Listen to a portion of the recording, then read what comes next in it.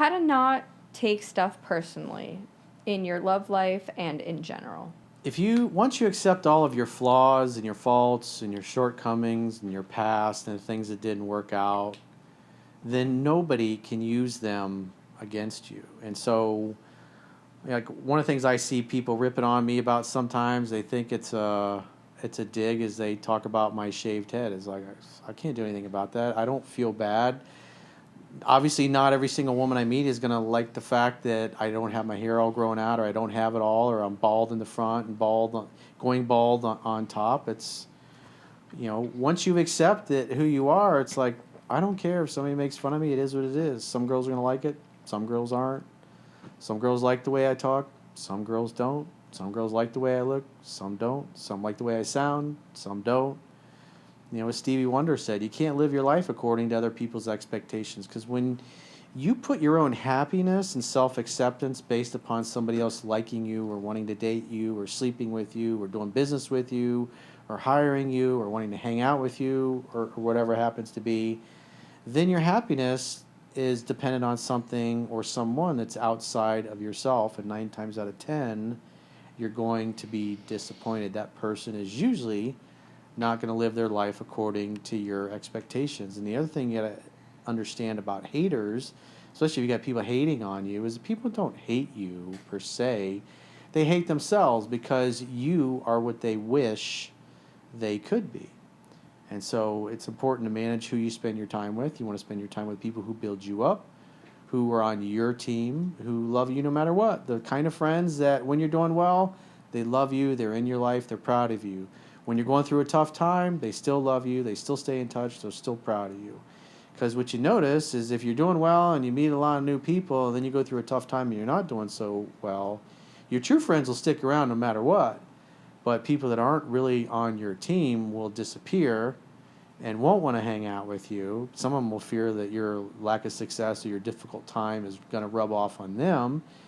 And then as soon as you start doing well again, all those shallow people, well, hey, I always knew you turned around, and they'll want to hang out with you. But you got to remember who stood with you when you were going through the difficult time, because especially as you get older and you go through a lot of ups and downs in your life, you realize you're going to be able to count on one hand the number of people that stick with you no matter what. That, even when you get to be in your 50s like I am, there's a handful of friends that I could pick up the phone and call and ask to spend time with, or vice versa. Hey, I'm having a party, or hey, I'm having my 50th birthday or whatever, and it may be 5 or 6 hours away and it's inconvenient to go see them, but I do it because they would do it for me. And when you're younger, you think everybody's like that, but as you go through a few decades of your life, you realize there's very few people that are like that. And so once you accept your flaws, your faults, you surround yourself with like-minded people who really are on your team.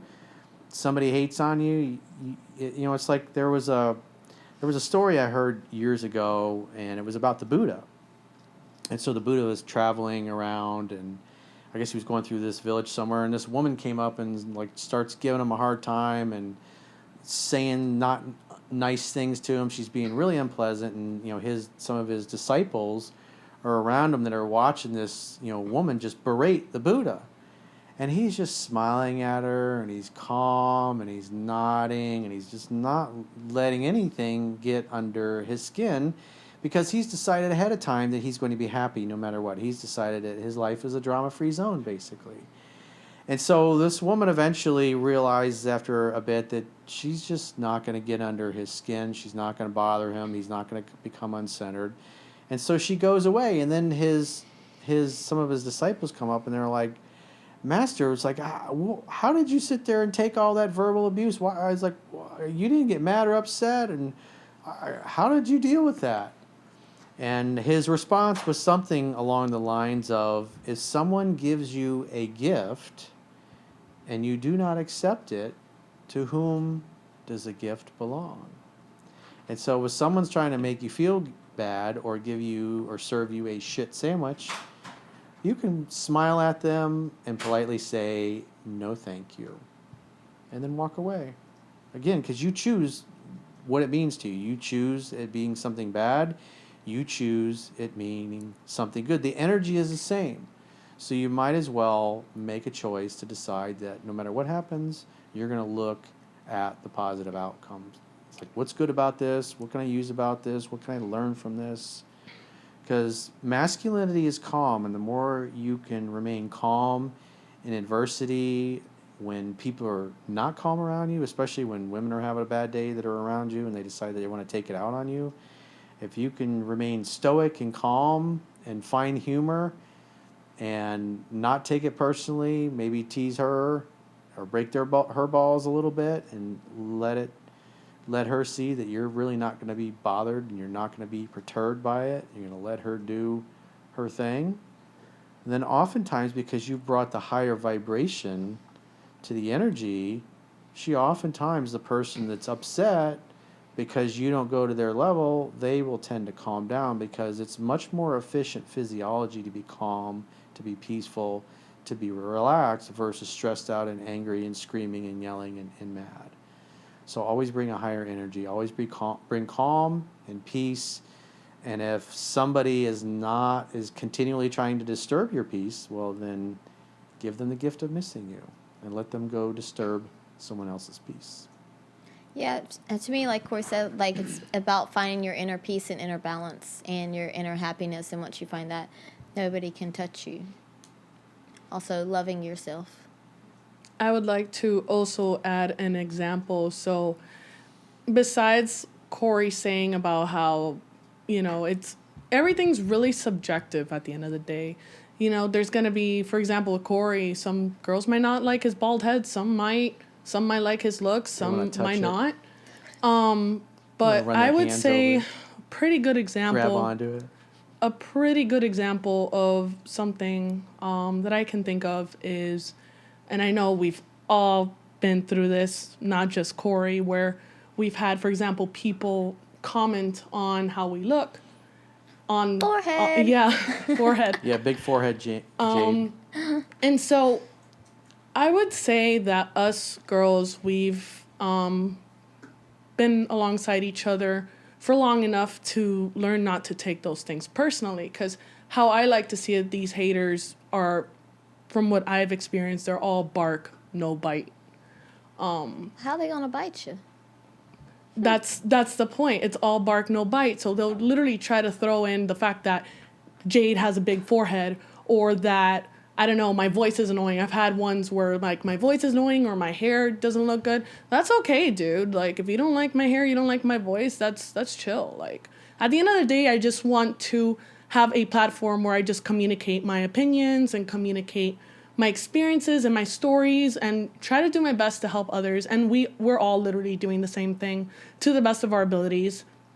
And, also, we're very open-minded towards, like, what we read in the comments as well. If there's something that you disagree with and we agree, we do, and you make a point and we agree with you, that's the whole point, is to keep a safe space.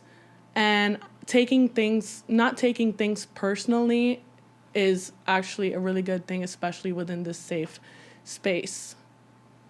Yeah, I always have said, since I started doing this, one of the things that Bill Parcells, the great retired NFL coach and general manager, he said was he said there's groups of people in the locker room. There's like the guys that are like on the bubble and they're not real good, and they're on the bubble means you're like barely maybe going to make the team. And he says those guys usually gather in the corner and they complain about the other players that are doing well, and they complain about the coaches. And what he said is, those are losers. Losers sit in the corner and they complain about the other players and the coaches. But winners gather together as a team on the field and win. And so what he was saying was that if you can help the team, come on in. And if you can't, then get the hell out. And so the way I've always instructed all the girls when they're moderating comments is like, this is like an NFL locker room. It's a privilege to be here. The people that are here, I want to help people that want to be helped.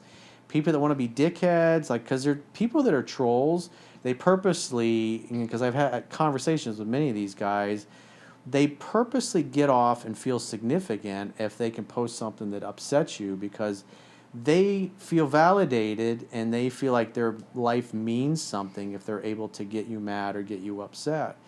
And like earlier today, I was on Twitter and I was going through my mentions and people adding me, and I see some punk ass kid who's calling himself a PUA, some like, 19, 20-year-old kid, and talking some shit about me, and saying I'm purple something, purple pill or purples. I don't know the nomenclature wherever he hangs out. He's like, I can't stand that guy, and then another guy that follows me is liking it and retweeting it, and so the whole purpose is agitation. He's trying to agitate me, so I engage with him, and if I engage with him, then that means his post will be seen by my followers, and because what he's really hoping to do is get engagement from me, getting me to acknowledge him, so he'll gain followers. I've seen people do, it's kind of like clout chasing when they do clout chasing videos. Like I've seen a lot of guys, and I'm not going to mention their names. I got pretty big counts. Some of them are bigger than me. That when I remember when they started out, their very first video was Corey Wayne sucks. Corey Wayne is this. Corey Wayne is that. Corey Wayne's a beta male because he believes in relationships. I remember I was one of these guys, and so all you have to do is put my name in a video and talk shit about me, and it's going to do well because people that follow me or into my work are going to see that and are like, what? And then it starts an argument in the comments from people that are supporters, and you got some negative people.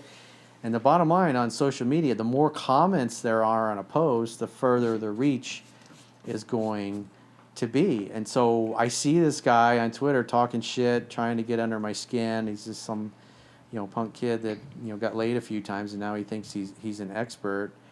And all he's really trying to do is pick a fight. So I engage with him, and so he can get some reach on his posts. And I looked at that and I go, what is the fewest amount of calories I can expend to address this guy?